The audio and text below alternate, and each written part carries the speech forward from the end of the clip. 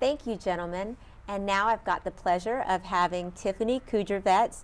She is the chairman of the Arlington County Fair Board of Directors, and Amy Doane, you're the vice chair on the board. Thanks so much for being with me, ladies. Thanks for having us. All right, so let's talk about the fair. Tell me about some of the exciting things we can look forward to this year.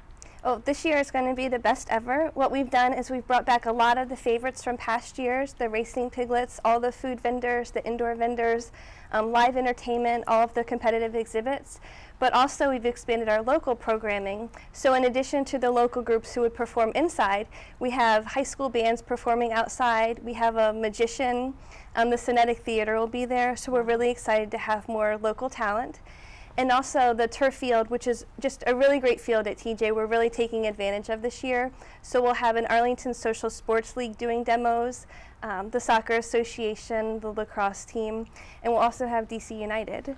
Wow, that's fantastic. It sounds like there's going to be a lot more involvement from various groups. Now, I know it's always fun and it's always educational, but this particular year you've got a new focus, something about sustainability, and you know, can you tell us a little bit about that?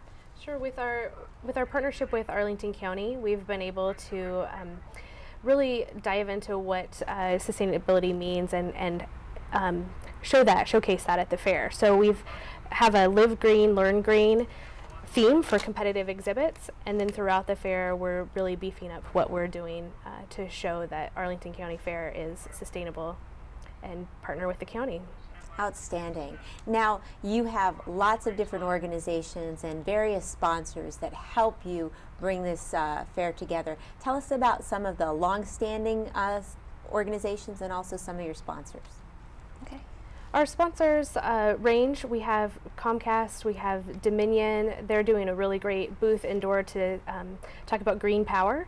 And we also have a partnership that's relatively new, but we're excited about it, with the Arlington Welfare Animal League. So we're looking forward to having them, and who doesn't like to see their pets at the fair? So. Exactly, exactly. And what about Virginia Cooperative Extension? Will we see them there? They will be. Virginia Cooperative Extension has an indoor booth, so they'll talk about sustainability and different programs. And also Arlington County's Fresh Air team is going to talk about ways to be more eco-friendly, not just at the fair, but in general. So both of those are really good ones that hit on the Live Green, Learn Green theme. So now this is a big production, and it takes lots of volunteers. In fact, you ladies said there's 12 people working year-round to put this fair together. But how many volunteers do you have working on the fair? We have the 12 board members who volunteer all of their time, and then we have about 75 volunteers who come in. Everything from judging the competitive exhibits to helping at the information desk to coordinating the shuttles. So in all, we'll round up, I mean, it's probably at least 100 community members who are giving time, whether it's, you know, 5 hours on something really specific or 100 hours over the course of the year. Fantastic. Now, it's a big production, and you know, you cover a lot of ground, and I'm always wondering, okay, so how are you going to deal with all the, well, when the fair is done, all the waste, all the, can you tell me a little bit about your plans for recycling and making TJ be a great school again after you're done? Yeah, absolutely. This is something we've actually learned a lot about this year, just in terms of sustainability. We're saying, are we practicing what we're preaching? We're saying, live green, learn green. What exactly is the fair doing? So with Fresh Air as our partner, we're promoting more recycling. So we're doing signage that explains what can be recycled and what can't. Awesome. We're also recruiting some volunteers who are trained to say, you know, this can go in this container, this goes here. This is definitely trash. And we've also learned a lot about where the trash goes, and we're working with our waste management company. So everything that's not recyclable can go to the county's waste to energy facility.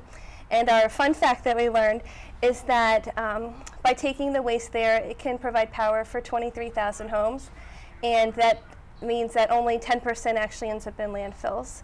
So we're really proud of both the increased recycling, but also to take care of what can't be recycled. So it sounds to me like the fair is really taking the best of our students, the best of our programs and our organizations, and really it's out there on display. But what about some of the fun things that people like to look forward to too, like the pig races or the rides? What can we expect this year? We have, go.